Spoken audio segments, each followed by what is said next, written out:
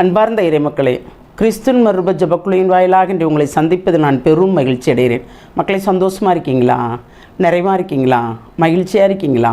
மன அமைதியாக இருக்கீங்களா? மக்களே, மகிழ்ச்சி அவர் தந்தது, மன அமைதி நாம் எடுத்துக்கொண்டது. இந்த மகிழ்ச்சி மூலமாக தான் நமக்கு மன அமைதி கிடைக்கிறது இல்லையா? இன்று அவர் நமக்கு என்ன இறைவார்த்தை தருகிறார் பார்ப்போமா?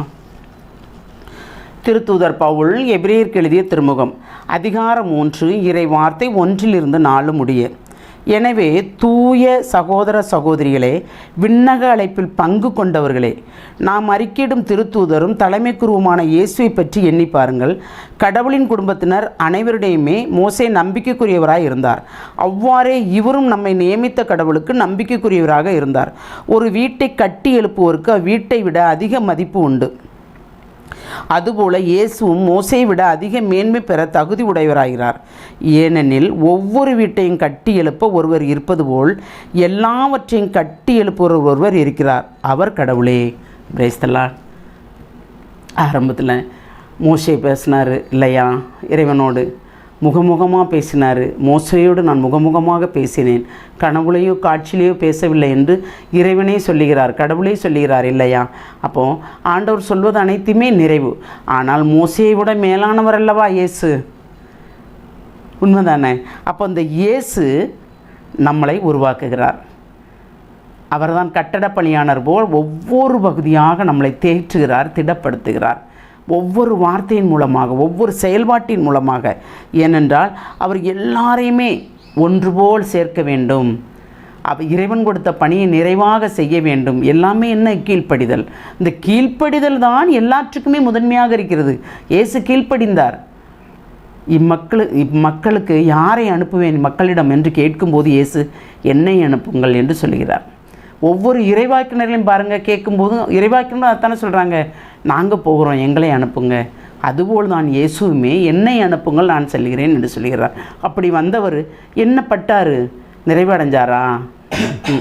எவ்வளவு தான் இருந்தாலும் ஒவ்வொரு நொடி பொழுதும் இறைவார்த்தையை அறிவிக்க துன்பங்களும் துயரங்களும் வேதனைகளும் இருந்தது. இறுதியில் என்ன செஞ்சாங்க? சிலுவையில் அறைவதற்கு கூட தயாராகிட்டோம். ஏனென்றால் பாவங்களும் குற்றங்களும் குறைகளும் அதுதான். ஏனென்றால் அந்த நேரத்தில் கூட அவர் நம்மளை சபிக்கவில்லை. நமக்காக இறைவனிடம் மன்னிப்பு கேட்கிறார். தெரியாமல் செய்கிறாங்கப்பா, மன்னிச்சிருங்க அப்படின்னு சொல்கிறாப்புல இல்லையா? அப்போ நாம் ஒரு வீட்டை கட்டி எழுப்பணும்னா என்ன வேணும்? நம்பிக்கை வேணும், விசுவாசம் வேணும் இல்லையா? அந்த விசுவாசத்தை தருபவர் யார்? இயேசு. அந்த நம்பிக்கை தருபவர் யார்? இயேசு. அந்த இடத்தை கட்டுபவர் யார்? இயேசு. அவர் கட்டவில்லை என்றால் அந்த இடம் கட்டப்படுமா? இல்லை, கட்டப்படாது. அதுபோல் நாம் ஒவ்வொருவரும் அவரோடு சேர்ந்து இருந்து, அவரோடு இணைந்திருந்து ஒவ்வொரு காரியங்களும் செய்யும்போது அந்த காரியம் நிறைவாக இருக்கும். இருக்குமா? இருக்காதா? இருக்கும். சிந்திப்போமா? எல்லாம் வல்ல இறைவா, உங்களுடைய இரக்கத்துக்குள் எங்களை முழுமையாக ஒப்புக் கொடுக்கிறோம். ஆமாண்டவரே, இந்த நொடிப்பொழுதிலிருந்து ஒவ்வொரு நாளும் நாங்கள் இறைவார்த்தை கேட்கிறோம். அதை உள்வாங்குகிறோமா என்பதா என்று தெரியவில்லை ஆண்டவரே. ஆனால் கேட்டதை கேட்டபடியே அந்த நேரத்தில் நாங்கள் பிரகாசமாக இருப்பது போல் உணர்கிறோம்.